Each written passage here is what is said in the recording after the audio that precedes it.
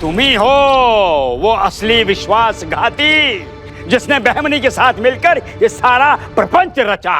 प्रमाणित करिए अपने इस घटिया आरोप को।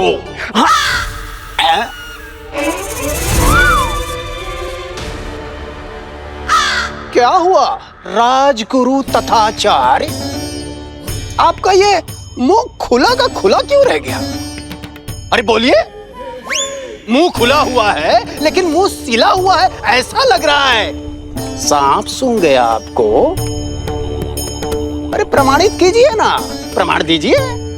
प्रमाण है आपके पास? है प्रमाण तो दीजिए। देते हैं प्रमाण, ऐसे ही थोड़ी ना टूट पड़े हम तुम पर। पंडित रामाकृष्णा, दीजिए प्रमाण इनको। जी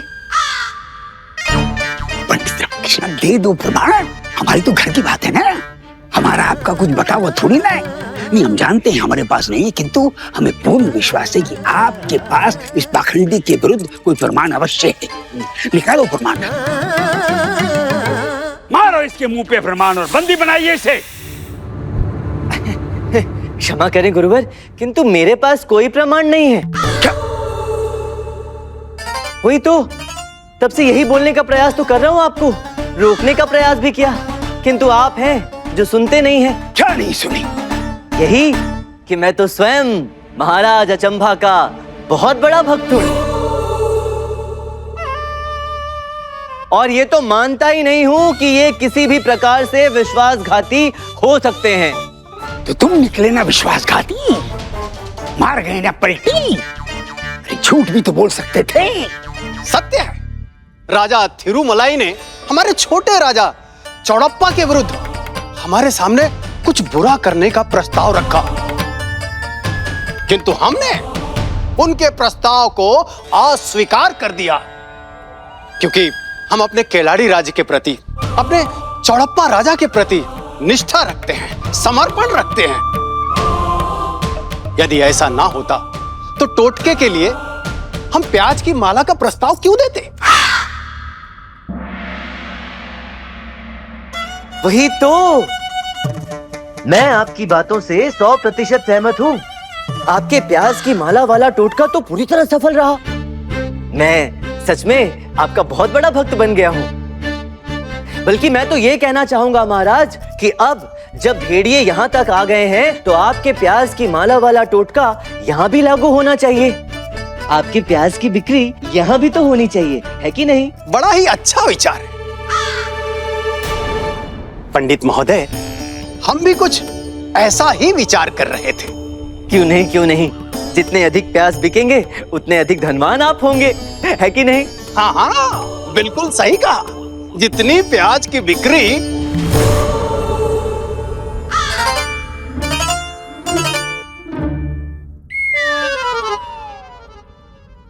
पंडित महोदय, आप कहना क्या चाह रहे हैं?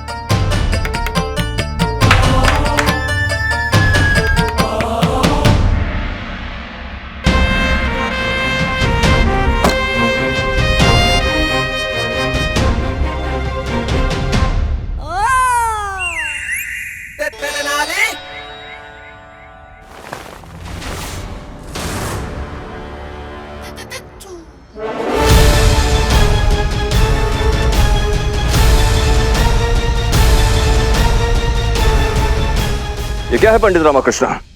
महाराज, ये सारे प्याज मैंने नंदग्राम नाम के गांव से मंगाए हैं, जो केलाड़ी के पास ही पड़ता है और अपने विजयनगर का एक अभिन्न अंग है। महाराज, जिस किसान से मैंने ये प्याज खरीदे महाराज, उसने मुझे ये बताया कि ऐसे कई मन प्याज की खपत पिछले कई दिनों से केलाड़ी में भी हो रही है, और इस कार्य के द्वारा उसने और उसके व्यापारी साझेदार ने बहुत सारा धन कमाया है। साझेदार?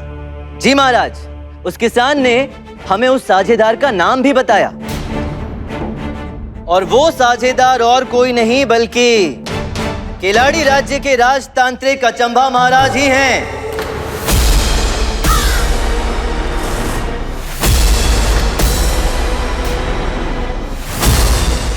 क्यों अचंभा महोदय, क्या यह सत्य नहीं कि तांत्रिक बनने से पूर्व आप एक विशुद्ध किसान थे, खेतों में सब्जियां उगाया करते थे? फिर जब मंदी हुई, किसानी के काम में घाटा होने लगा, तो अचानक से तांत्रिक बन गए और तांत्रिक बनने का लाभ उठाकर प्याज बेचने लगे। झूठ, सरासर झूठ। हम विशुद्ध रूप से सिद्ध तांत्रिक हैं, थे और रहेंगे। झूठ बोलने की कोई आवश्यकता नहीं है तांत्रिक महोदय, अन्यथा आपके व्यापारी साझेदार को यहाँ बुलाकर ये बात सिद्ध कर सकता हूँ। बताइए, बुलाओ उन्हें, बुलाओ उन्हें।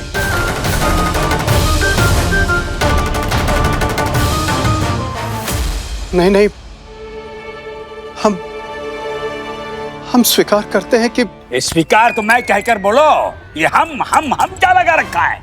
अब मैं स्वीकार करता हूं कि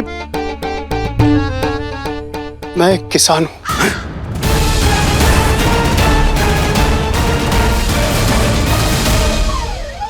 न तांत्रिक न गुरु, कुछ भी ना होते हुए कब से हमें असली राजगुरु को साधारण पंडित कह के बुला रहा था। महाराज, यदि आपकी अनुमति हो तो हम। गुरुवर, शांत।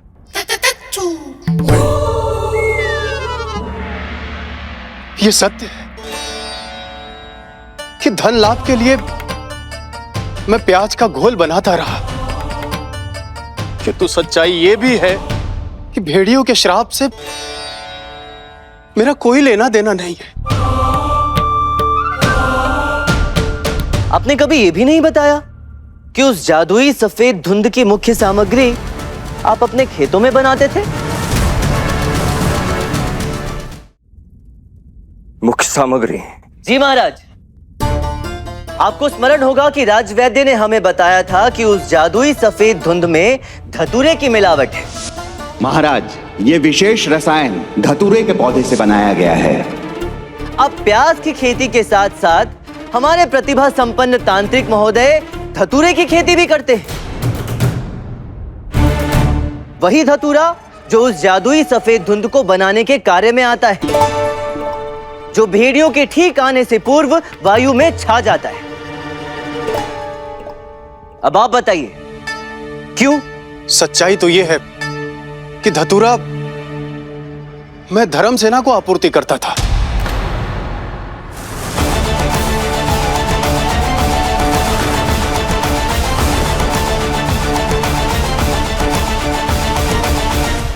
महाराज, क्या मुझे यह स्वीकार करना चाहिए? यदि हां, तो मैं स्वीकार करता हूं कि मैंने अचंभा से धतूरा मांगा था। क्या यह जादुई धुएं के लिए था? नहीं। यदि मैं ये कहूं तो आप विश्वास करेंगे कि मुझे एक गंभीर रोग है और धतूरा उसे ठीक कर सकता था। इसलिए मैंने अचंभा से इसका उपचार करने के लिए धतूरा मांगा था। अर्थात उस रात जब मैंने आपको जंगल में जाते हुए देखा तो आप धतूरे की खोज में जंगल जा रहे थे, और ये कार्य आपने लोगों की आंखों से बचाकर चोरी छुपे इसलिए किया ताकि लोगों को आपके मिर्गे के दौरे की बात पता ना चले। सही कहा ना मैंने? जी पंडित राम, पर आपने सत्य का अनुमान कैसे लगाया? क्योंकि झूठ कहा मैंने। धर्मसेना महोदय, मैंने केलाड़ी और उसके आसपास के जंगलों को बहुत अच्छी तरह से देखा है। वहां पे धतूरे का खेत एक भी नहीं है। इसलिए आपके लिए यही अच्छा होगा कि सत्य बताएं। आपका खेल समाप्त हो गया है। बताइए, उस रात आप जंगल क्यों गए थे? उत्तर दीजिए धर्मसेना, आप जंगल क्यों गए थे?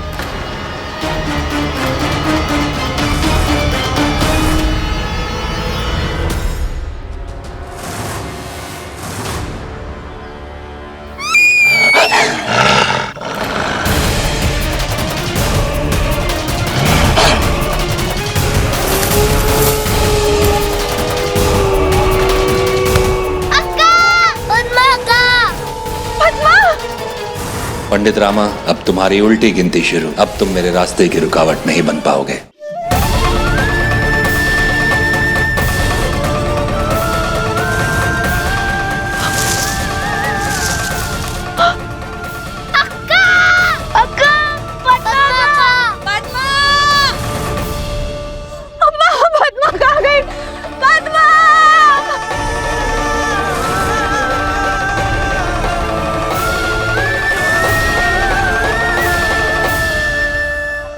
महाराज, यदि मैं कहूं कि मैं राजकुमारी वसुधा के पीछे जंगल गया था, तो क्या इस बात के लिए मुझे दंड मिलेगा?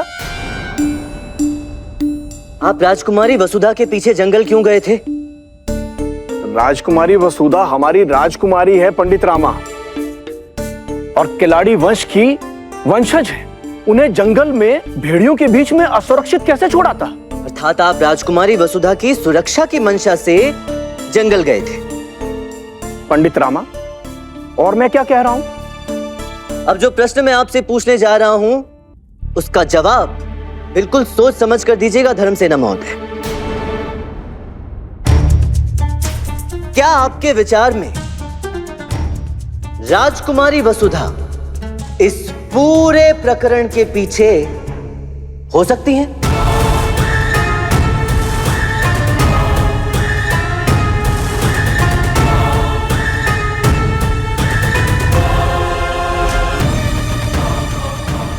राजकुमारी वसुधा, जी महाराज।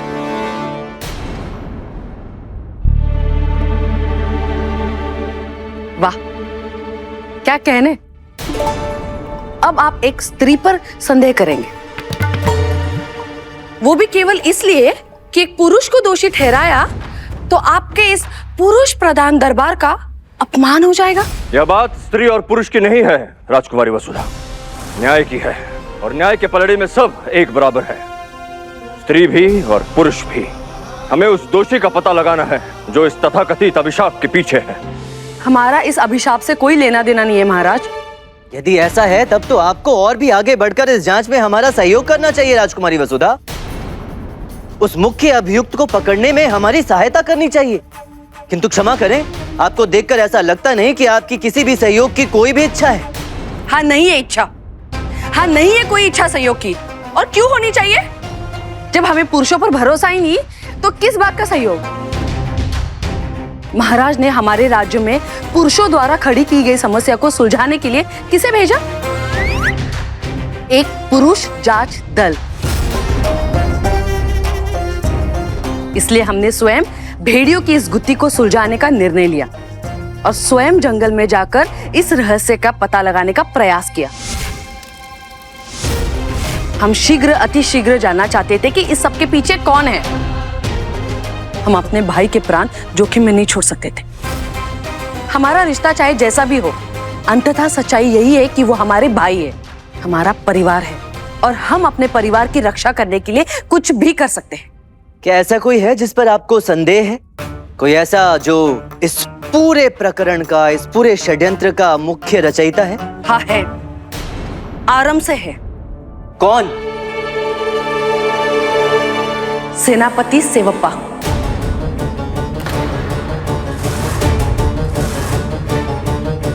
सेवप्पा। उस दिन जब ये अचानक गायब हो गए थे, तब इन्हें लेकर पहली बार हमारा माथा ठनका था कि कुछ तो है जो ठीक नहीं है। हमें विश्वास हो गया था कि पूरे घोटाले के पीछे यही है, और जंगल में छिपकर बहमनी से मिलकर ये केलाड़ी राज्य के विरुद्ध षड्यंत्र रच रहे थे। हम इन्हें रंगे हाथ पकड़ना चाहते थे, इसलिए इनकी खोज में हम जंगल में भटक रहे थे। और इन पर संदेह करने का कारण? एक दिन जब हम अपने कक्ष से बाहर निकल रहे थे, तब हमने देखा कि ये अपने कमरबंद में कुछ छुपा रहे थे, जो संजोग से फिसलकर नीचे गिर गया।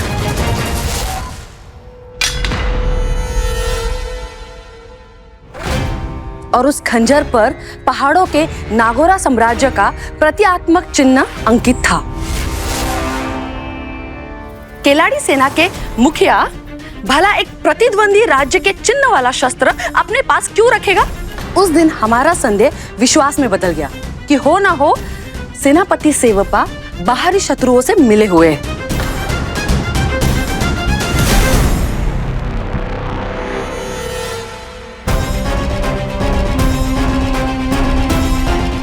सेवप्पा, आइए। वो खंजर कहाँ है सेवप्पा, जिसके विषय में अभी राजकुमारी वसुधा ने बताया? सीधा प्रश्न है आपसे, क्या आप बहमनी से मिले हुए हो? कौन सा खंजर महाराज? हम सत्य कह रहे हैं महाराज, हमें कुछ स्मरण नहीं है। राजकुमारी वसुधा ने सच कहा है या नहीं हमें नहीं पता, परंतु इतना पता है कि मैं अपने देश और अपने राज्य का एक पुराना विश्वास पात्र हूँ महाराज। मैं अपने राज्य के लिए प्राण दे सकता हूँ महाराज, परंतु विश्वासघात नहीं कर सकता महाराज। आपको सच में कुछ भी स्मरण नहीं है सेवप्पा महोदय? पंडित रामकृष्ण, हम शपथ उठाकर कहते हमें कुछ भी स्मरण नहीं है महाराज, हमें कुछ भी स्मरण नहीं है महाराज।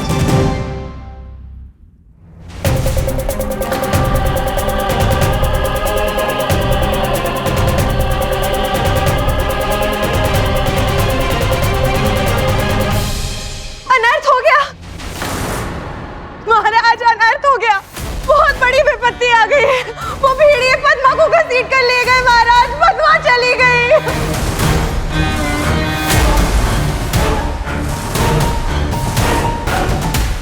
ये कैसा उपहास है अम्मा? दरबार में इस समय? उपहास नहीं है, भेड़िए सच में पद्मा को घसीट कर ले गए हैं। हम मंदिर में खड़े थे, प्रार्थना कर रहे थे और अचानक से हमें आवाज आई और हम मुड़े तो पद्मा को कोई घसीटते हुए ले गया महाराज। हम पीछे पीछे गए पर हमें पद्मा नहीं मिली। पद्मा!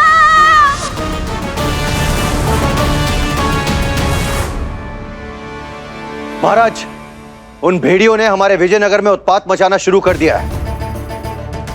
पहले वो लड़की राधा और अब हमारी पद्मा। भेड़िए हमारे घरों में घुस रहे हैं महाराज। इनके कारण, सब इनके कारण हो रहा है। मेरे कारण? ये आपके कारण, आपके कारण। अरे आप यहाँ हम सबको अपने इन अर्थहीन तर्कहीन तथ्यों में उलझाए रहे, वह भेड़िए अपना काम कर गए। पंडित रामकृष्ण, इन संदिग्धों पर बुद्धि लगाने से अच्छा यदि भेड़ियों को ढूंढने में बुद्धि लगाई होती तो वो बच्ची बेचारी पद्मा, उसके साथ ऐसा ना हुआ होता। हम आपसे एक सवाल करते हैं, बताइए, ये मजमा लगाने से अच्छा भेड़ियों को ढूंढना अधिक बुद्धिमानी होती कि नहीं होती आपके लिए? जवाब दीजिए पंडित रामकृष्ण। किंतु गुरुवर, मेरी मंशा तो मूल सत्य तक पहुंचने की थी ना। मैं तो उस गुत्थी की तह तक किंतु कह तो सही रहे हैं गुरुवर पंडित रामकृष्ण। मानते हैं कि आप पूर्ण प्रयास कर रहे हैं इस प्रकरण को सुलझाने हेतु, किंतु आपको नहीं लगता कि आपकी जांच की सीमा केवल इन संदिग्धों से पूछताछ में सिमट कर रह गई है? आप कब से इनसे प्रश्न उत्तर कर रहे हैं, किंतु कोई हल निकलता दिखाई नहीं दे रहा, जबकि वो भेड़िए वहां एक बार फिर अपना काम कर गए, एक और बच्चे उठा ले गए। पर इस बार तो पद्मा के प्राणों पर आ बनी है। यदि उसे कुछ हो गया तो क्या ये इसे आपके दिशाहीन प्रयासों की विफलता नहीं माना जाएगा? नहीं महाराज, ऐसा ना कहें। पद्मा को कुछ हो गया तो यह अपराध बोध मुझे जीते जी मार डालेगा। मेरे प्राण बसते हैं मेरे परिवार में महाराज। और हमारी प्रजा हमारे प्राण है। और ये सब कुछ हुआ है पंडित रामा के कारण। हम सब कुछ सहन कर सकते हैं, किंतु हमारे होते हमारी प्रजा को कुछ हो जाए ये हम कभी सहन नहीं करेंगे। बस अब बहुत हुआ। अब हम स्वयं इस खूनी प्रकरण से निपटेंगे।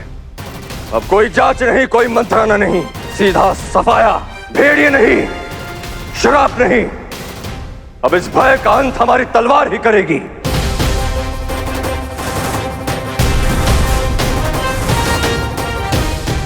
महाराज, यदि आपकी आज्ञा हो तो क्या मैं आपके साथ चल सकता हूँ? मुझे पूर्ण विश्वास है कि पद्मा सुरक्षित होगी।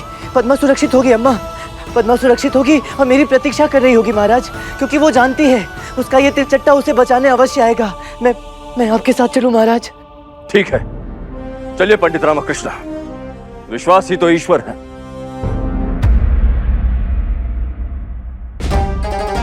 ये बात और है कि इस बार इस प्रकरण को सुलझाने का आपका तरीका बिल्कुल अलग रहा।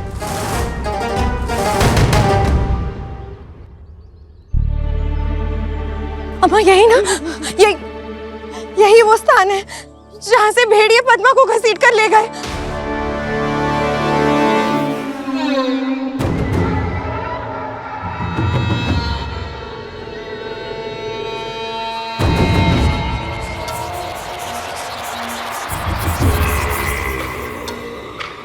महाराज ये देखिए, वही उखड़ी मिट्टी।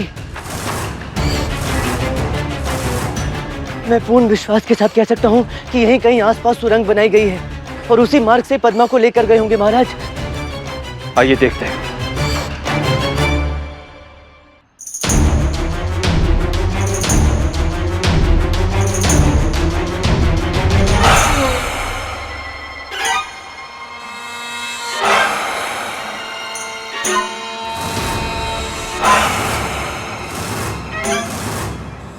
महाराज, उस बड़े पत्थर के पीछे वो सुरंग हो सकती है।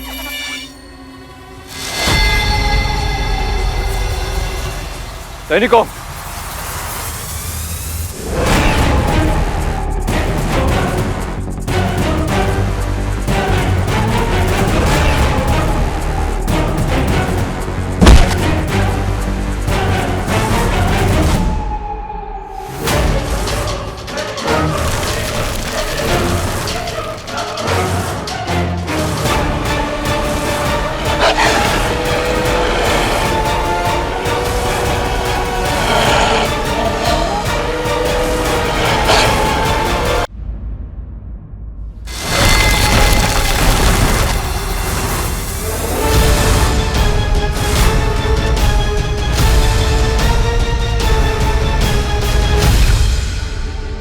रामा, अपना ध्यान रखना।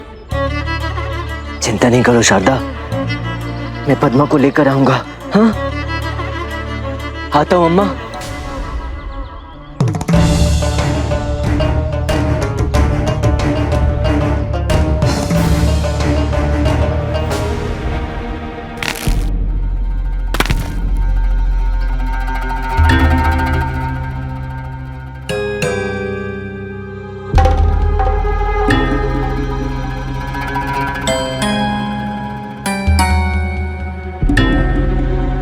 आश्चर्य का विषय है, ये गुफा जा कह रही है।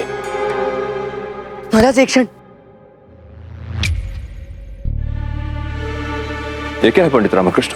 महाराज, पद्मा अपने बालों में यही फूल लगाती है। वो देखिए पंडित रामकृष्ण।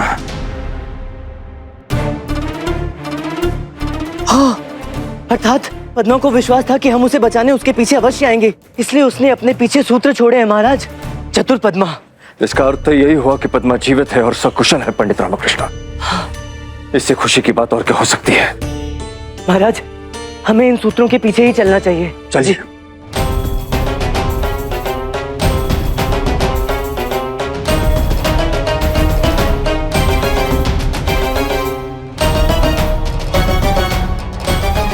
सैनिकों,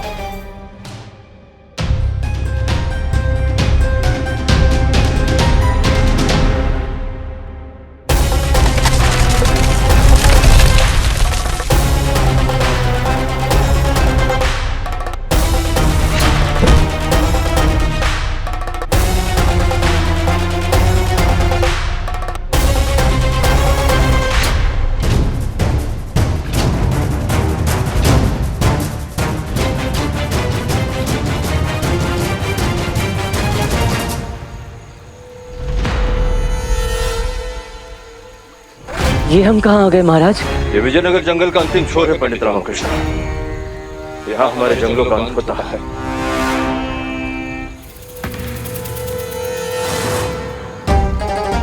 महाराज, पद्मा के फूल इस रास्ते पर भी हैं। हमें इसी मार्ग में आगे बढ़ना चाहिए महाराज। चलिए।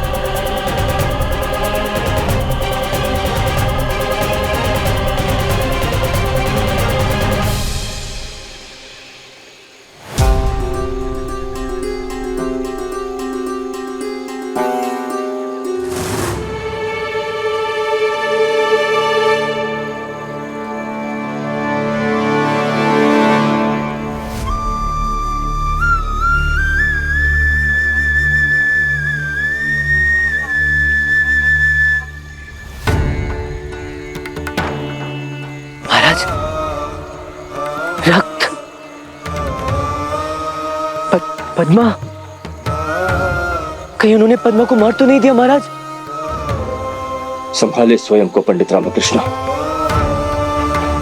उन्होंने हमारी पद्मा को मार दिया महाराज। पद्मा मेरे कारण मारी गई। इतनी जल्दी किसी निष्कर्ष पर मत पहुंचिए पंडित रामकृष्ण। जब तक पद्मा मिल नहीं जाती, ऐसे नकारात्मक विचारों से दूर रखें स्वयं को। विश्वास रखें मां काली पर। पद्मा चली गई महाराज।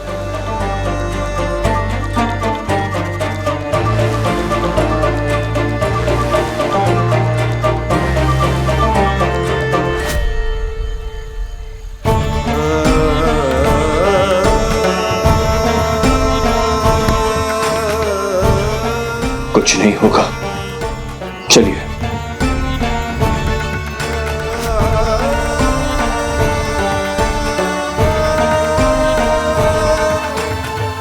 हमारे बहादुर सिपाहियों, खिलाड़ी में दहशत फैलाने के बाद हमारे भेड़ियों ने विजयनगर के लोगों के दिलों में भी खौफ पैदा कर दिया है। यहां भी 2 लड़कियों को उठाया गया, जिनमें से एक लड़की का नाम पद्मा है,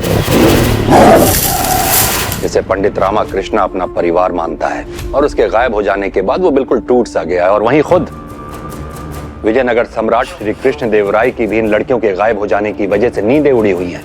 दोनों अपनी जाती परेशानियों में उलझे हुए हैं और यही सही वक्त है सुरंगों के जरिए विजयनगर में दाखिल होकर हमला करने का और विजयनगर पर कब्जा करने का। अपने अपने सुल्तानों को खबर भिजवा दो कि हम विजयनगर पर हमला करने के लिए पूरी तरह से तैयार हैं। हम चाहते हैं कि तुम में से कोई एक बीजापुर जाए और वहां हमारी फौज को जंग के लिए तैयार रहने का पैगाम दे। हालांकि इसमें थोड़ा वक्त लगेगा, लेकिन यकीनन विजयनगर पर हमारा कब्जा होगा। और जैसा कि हमने अपने दोस्त को जुबान दी है, विजयनगर पर कब्जे के बाद हम खिलाड़ी की गद्दी उसे तोहफे में सौंप देंगे।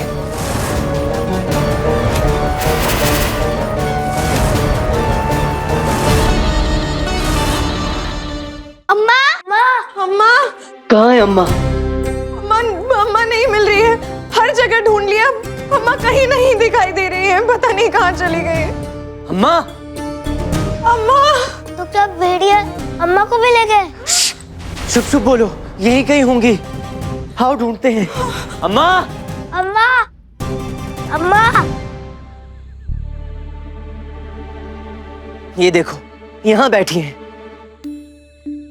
अम्मा, हम तुम्हें कहाँ कहाँ नहीं ढूंढकर परेशान हो रहे थे।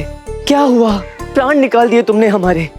अरे ऐसी स्थिति में कोई बिना बताए कहीं जाता है क्या भला?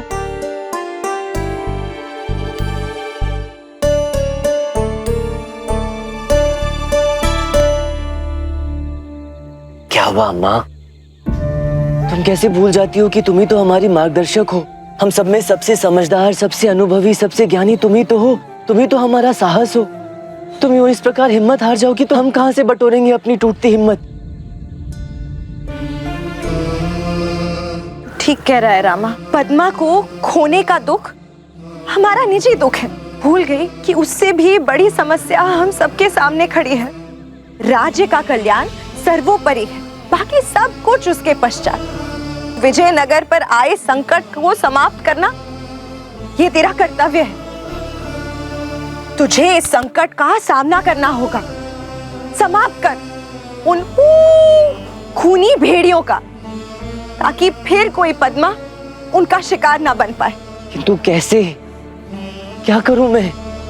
ना ही वो भेड़िए मेरे नियंत्रण में है, ना ही उन खूंखार नरभक्षी भेड़ियों से लड़ने की शक्ति मुझ में है। अम्मा, तू ही तो कहता था कि शक्ति यहाँ नहीं यहाँ होती है। यही है तेरी शक्ति का एकमात्र स्रोत। माँ ने तुझे बुद्धि कौशल का वरदान दिया है, तो कर उस बुद्धि का उपयोग।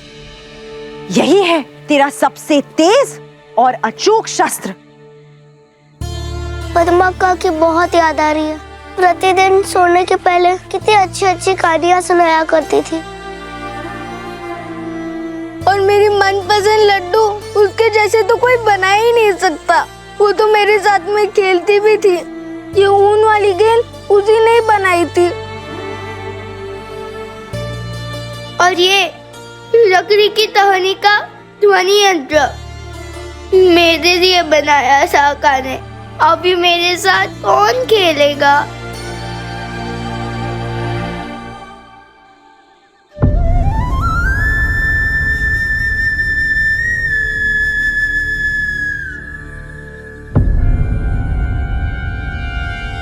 सूझ गया अम्मा।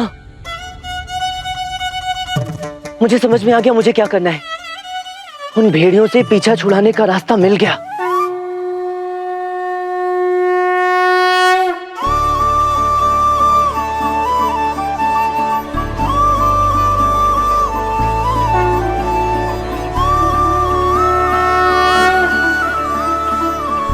जय मां काली। जय मां काली।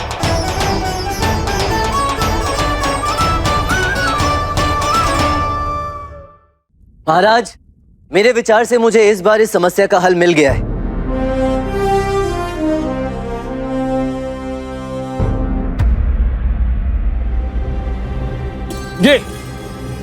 ये सूखी पतली टहनी, ये इतनी बड़ी समस्या का ये हल है? जी गुरुवर, इस पतली सूखी टहनी से मैं भेड़ियों को बुलाऊंगा। हैं? जी महाराज, ये सूखी टहनी मेरे और उन भेड़ियों के बीच का संपर्क सूत्र बनेगी। आप कहना क्या चाह रहे हैं पंडित रामकृष्ण? हम कुछ समझे नहीं। महाराज, ये एक प्रकार का ध्वनि संकेत है।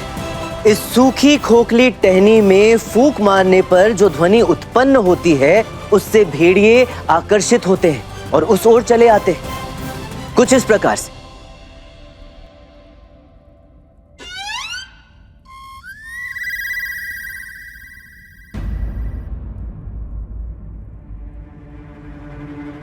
पंडित रामकृष्ण, या तो हमारी सुनने की क्षमता में कोई त्रुटि है या फिर आपकी फूंक में है। हमें कुछ सुनाई नहीं दिया। महाराज, मैंने ध्वनि यंत्र में फूंक मारा ही नहीं है। वैसे इस पतली सूखी टहनी में फूंक मारने से जो ध्वनि उत्पन्न होती है वो अत्यंत ही पतली और क्षीण होती है, जिसे केवल और केवल भेड़िए जैसे जानवर ही सुन सकते हैं। अगर मैंने फूंक मारा होता तो भेड़िए यहाँ आ जाते महाराज। अपनी यात्रा के दौरान मैं शहंशाह बाबर से मिला था महाराज। एक बार उनके साथ शिकार भ्रमण पर जाने का अवसर मिला। उनके शिकारी दल को मैंने इसी प्रकार इस टहनी से ध्वनि निकालते देखा। मेरे पूछने पर उन्होंने मुझे बताया कि सूखी टहनी की ध्वनि को केवल वही जानवर सुन सकते हैं जिनकी सुनने की क्षमता श्रवण आवृत्तियों से कहीं अधिक होती है। जिज्ञासावश मैंने ये कला सीख ली, जो मेरे विचार से अब जाकर मेरे काम आ रही है। और ये बात हम सब जानते हैं कि भेड़ियों की सुनने की क्षमता अत्यधिक तेज और पैनी होती है, इसलिए मैंने इसे बनाया।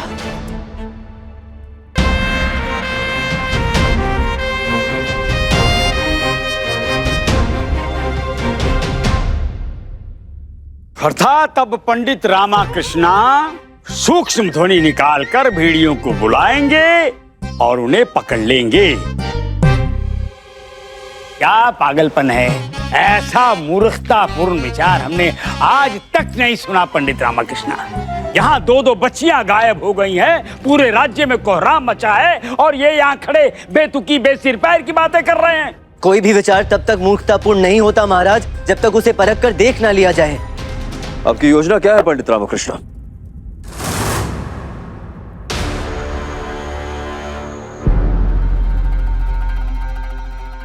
पंडित रामा, आशा करते हैं कि इस बार आप अपनी योजना में सफल होंगे। उम्मीद तो मुझे भी है मंत्रीवर।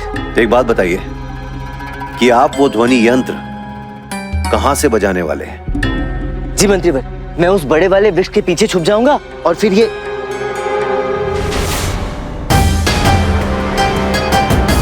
अरे नहीं! क्या हुआ पंडित रामकृष्ण? वो ध्वनि यंत्र तो मैं घर ही भूल आया मंत्रीवर।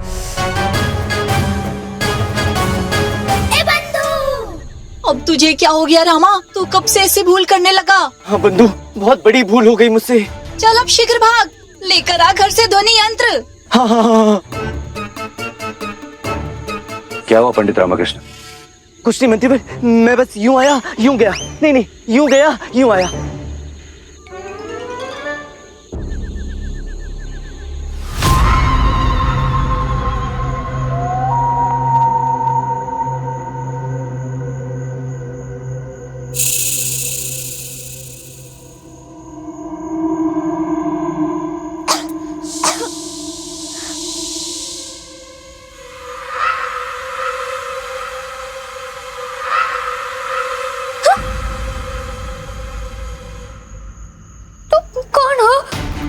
मेरा नाम राधा है। मैं जंगल में कुछ लकड़ियां इकट्ठा करने गई थी, तभी एक भेड़िए ने मुझे घेर लिया। फिर कुछ सैनिक आकर मुझे पकड़कर सुरंग से जबरन यहाँ लेकर आ गए।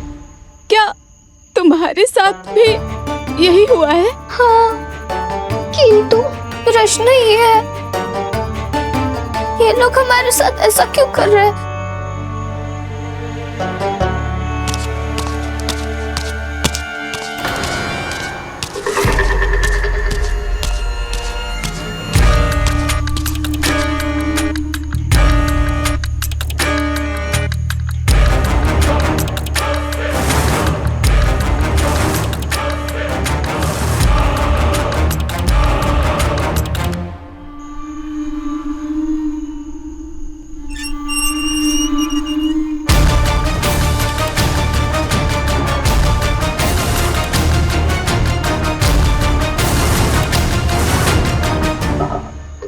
लो पानी पी लो।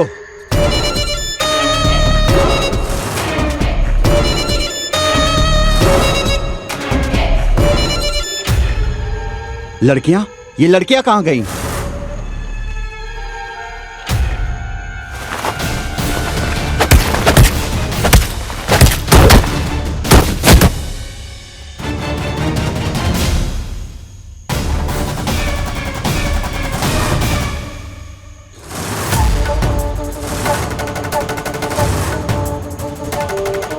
ये हम कहाँ आ गए हैं? मुझे जंगल के इस रास्ते के विषय में कुछ भी नहीं पता।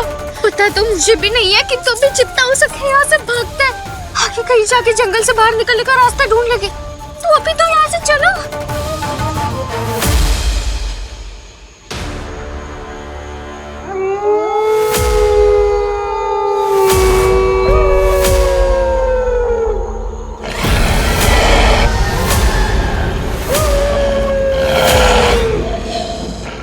तो ये भेड़िया अब हम गए, अब हम नहीं बचेंगे।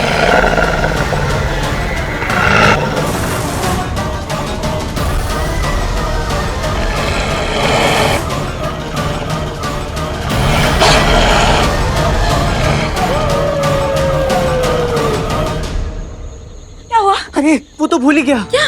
सबसे महत्वपूर्ण चीज, वो ध्वनि यंत्र। ध्वनि यंत्र? अरे वही तो महत्वपूर्ण है, वो उसके बिना तो कुछ हो ही नहीं सकता।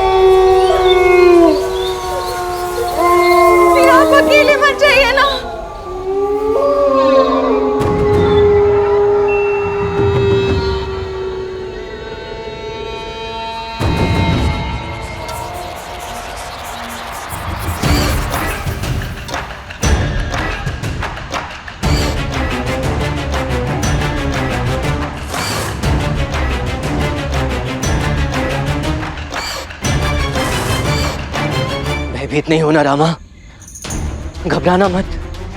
बच्चों के लिए तुझे ये करना ही होगा। तू कर सकता है, तू करेगा। प्राण जाए तो जाए, बच्चों को कुछ नहीं होना चाहिए। हाँ। सही जा रहा है रामा, बस ऐसे ही स्वयं को समझाते हुए आगे बढ़। हिम्मत से काम ले, तेरे रहते कोई और बच्चा नहीं उठना चाहिए रामा। आगे बढ़, तू कर सकता है। हाँ बंधु, मैं कर सकता हूँ।